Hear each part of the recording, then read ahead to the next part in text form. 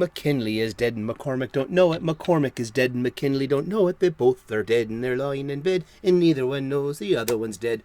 Hey, ha ha ha, welcome back. Once again, it is time for the golden age of DC Comics, 365 days, where I take this beloved hardcover coffee table book given to me about 2 decades ago by one of my best friends. This has been surfing my coffee table ever since and has been a great source of comic book conversation, the kind that we used to have in the comic book shops on any given Wednesday, new release day.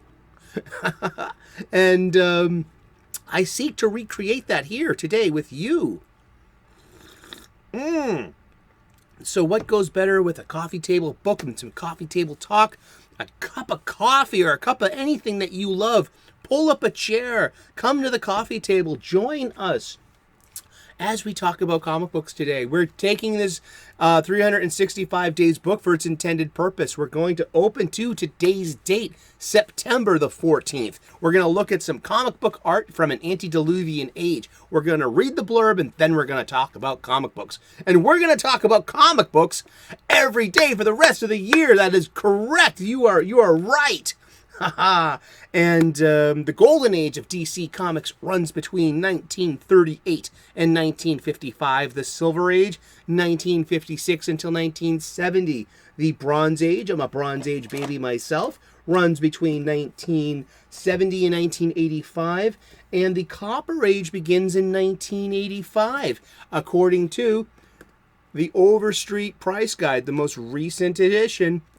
And the glossary defines the ages. I feel that's a very fair standard to keep when talking about the ages. And that's the theme of this show. So I'm part of that conversation, and I'm here for you. I also will suggest this book, Understanding Comics by Scott McCloud, and How to Draw Comics the Marvel Way. And the book that I use here is a 2004 Abrams publication, written and curated by Les Daniels, Chip Kidd, and Geoff Spear. You can find the links to all 3 of these books in the description to the Amazon page. You can get your own copies. Play along at home. They make great gifts for a geek. I know this much. So yeah, let's get to it. I also do something called the Escapism Caveat. I have its own video that you'll find over here at the end of the show. I felt like it needed its own place and its own space to air it out. And it's about the neediness of activism, advocacy, and agenda in our stories, and escapism, our legitimate need to leave behind the world's problems just for a few moments in a day, in a story or something.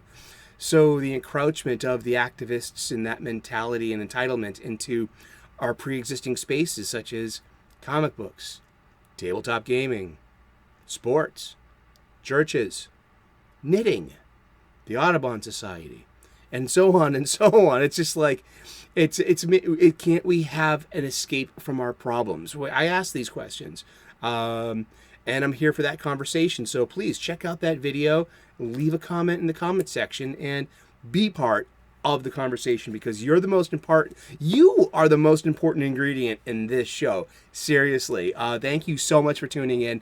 I hope you're feeling well. I hope you're clobbering your problems and not being clobbered by them. So let's get to it. Let's open the book to today's date. It is September the 14th.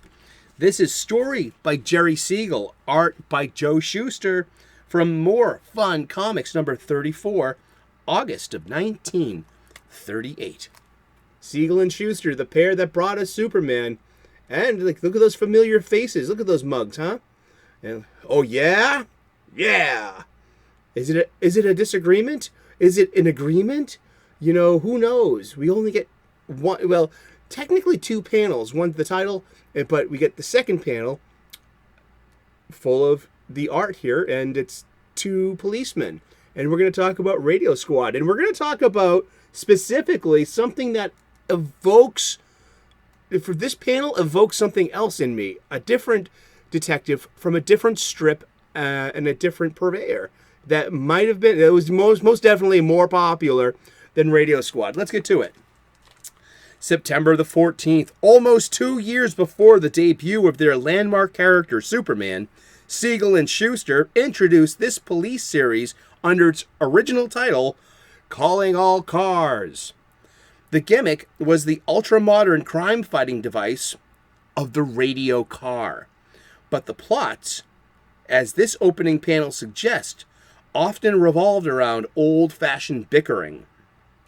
The heroes, Larry and Sandy, are engaged in a dispute with their rival, Dugan, attempting to determine who has the superior record.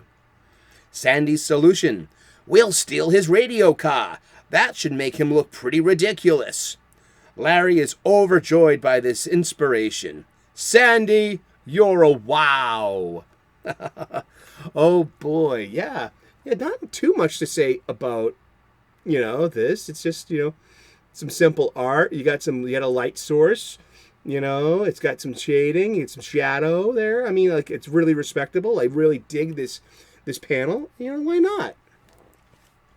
And let's read a little bit about Radio Squad. Radio Squad was a unit of New York City police officers, including Sandy Keene and Larry Trent, equipped with two-way radios installed in their cars. And that was new back then. That was, they didn't, that's technology. And that's like, and it's about 100 years old. It's just, that's about 100 years old. Isn't that amazing that we've come so far?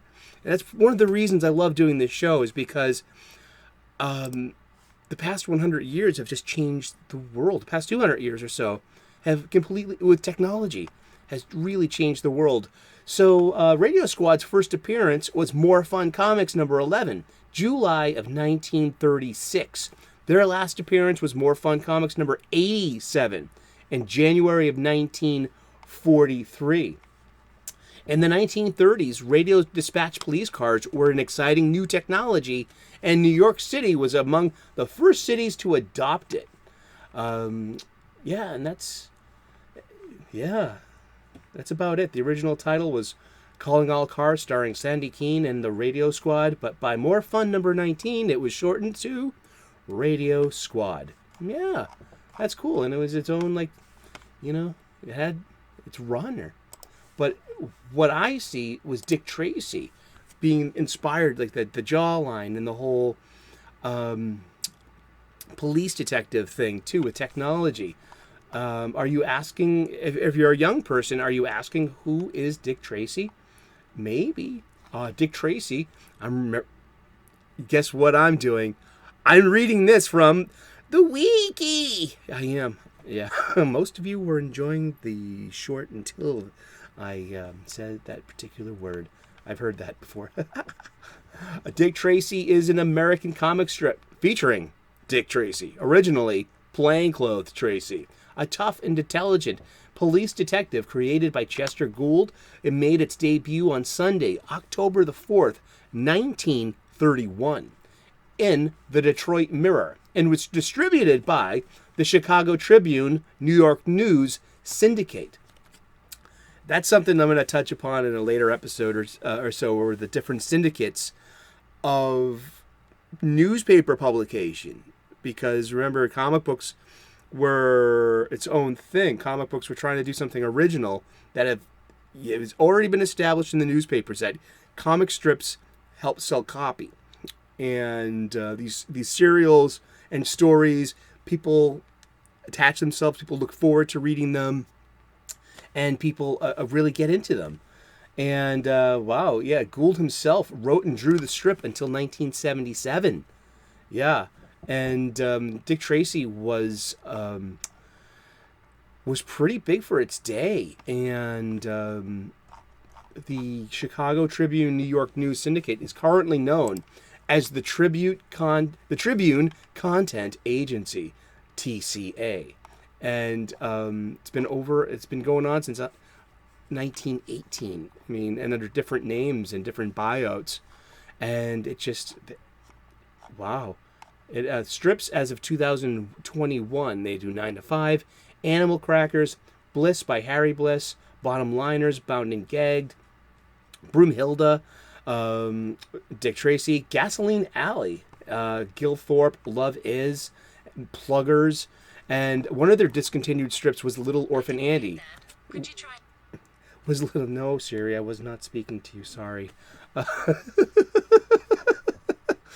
And I hope she doesn't text that to my mom or something. But it was also Little Orphan Annie as well, which ran from 1924 until 2010.